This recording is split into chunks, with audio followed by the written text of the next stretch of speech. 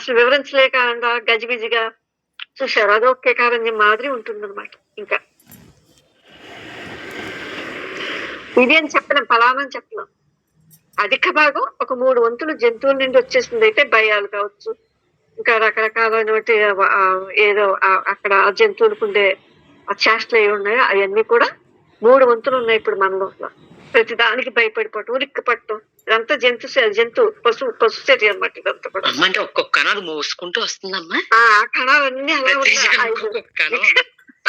అయిపోయి ఉన్నాయి మాట లోపల మనకి. బాబాయ్ ఇవన్నీ బయట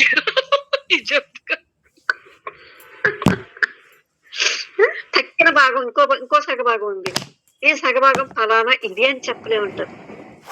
చూశారు, ఇది అని వివరించలేనిది ఒక చిన్న భాగంలో మాత్రమే మన జీవితాలు గడుపుతున్నాం. 3 వంతులు పశు జీవితం అయితే ఇంకా మిగతా ఒక్క భాగంలోనే చూసారా మన ఈ మానవ జీవితాలు గడుపుతున్నాం అంట. దీన్ని బట్టి మీరు శోధించండి ఎలా ఉంటుంది ఇది.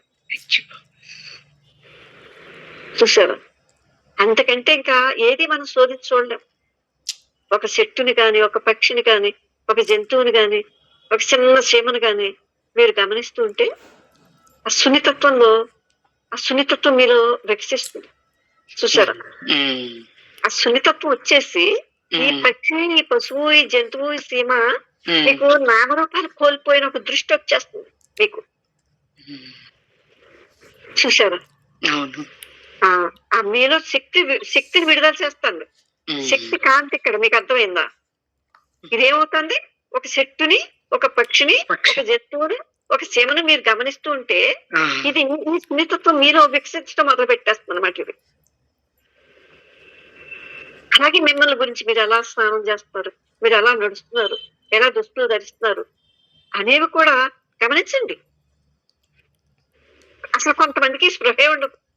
మనం ఎలా కట్టుకున్నాం, మనం ఎలా పడుకునేటప్పుడు కూడా ఎలా పడుకున్నాం తెలియదు, తినేటప్పుడు ఎలా ముద్ద నోట్లో పెడుతున్నాం కూడా తెలియదు, గమనించుకోరు.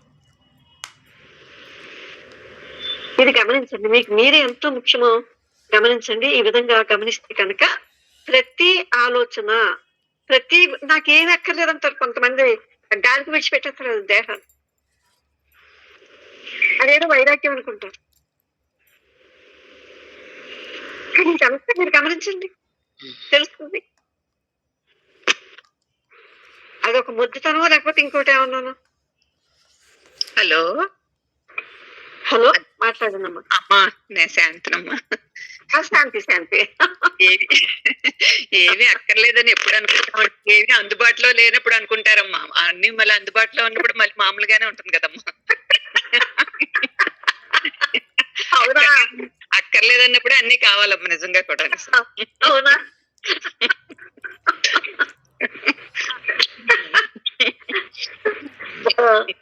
బాగుంది.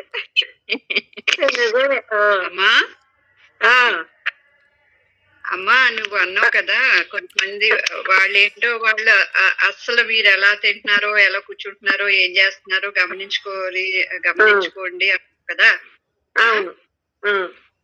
ఎవరు గమనించుకోరంటే ఎంతసేపు ఇతరులను చూసిన వాళ్ళకి వాళ్ళు గమనించుకోవటం రాదు.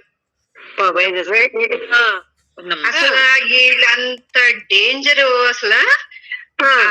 ఎందుకంటే వాళ్ళ నిండా అభిప్రాయ నిర్ణయాలు నింపేసుకుంటారు. ప్రతి ఒక్కళ్ళకి కామెంట్స్ పెడతారు. వాళ్ళు ఎలా ఉన్నారో, ఎలా తిన్నారో, ఎక్కడి నుంచి ఏ గదిలోకి వెళ్ళారో, ఎక్కడ పెట్టారో, ఈ రోజు ఎలా ఉన్నారో, సాయంత్రం ఎలా ఉన్నారో, ఏ టైంకి పడుకుంటున్నారు, ఏ టైంకి లెగుస్తున్నారు, ఇంకా దారుణం అంటే దారుణం అన్నమాట. ఇంకెంతసేపు అంటే వాళ్ళు ఎక్కడ ఉంటే ఆ పరిధిలో ఇతరం మీదే కానీ ఒక్క క్షణం కూడా వాళ్ళు లోపలికి ఇంకెళ్ళటం ఉండదు అనమాట. అదే ఇప్పుడు ఏం చెప్తున్నారు, 3 భాగాలు పశు అణువులు ఉంటాయి కదా. పశు అణువులే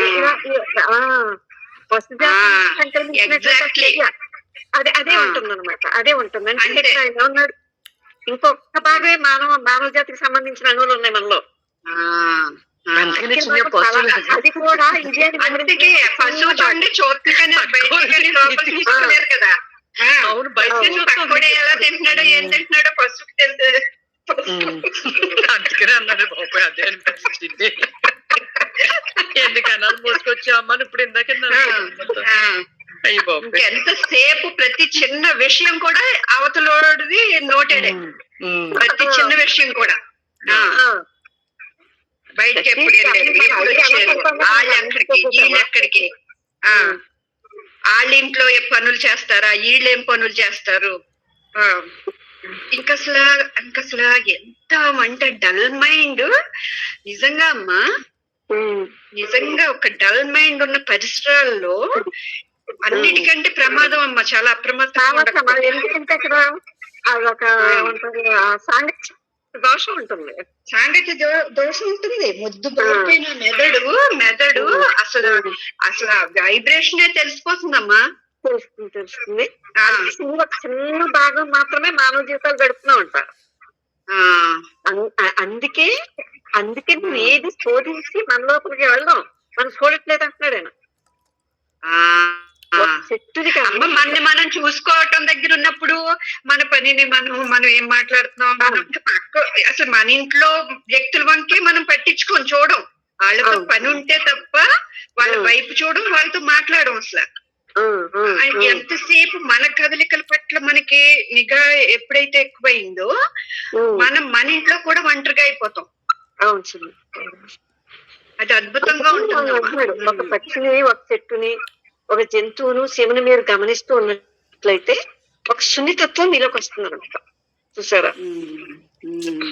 మీరు ఎలా నడుస్తున్నారు, ఎలా స్నానం చేస్తున్నారు, మీరు దుస్తులు ధరిస్తున్నారు ఎలా అనేది గమనించండి. మీకు మీరే ఎంత ముఖ్యమో గమనించుకోండి. అంటే నన్ను నేను చూసుకోవటం నాకు ముఖ్యం అనమాట. ఈ విధంగా గమనిస్తే ప్రతి ఆలోచన, ప్రతి ఉద్వేగము ఎదిగి వికసిస్తుంటే గమనిస్తే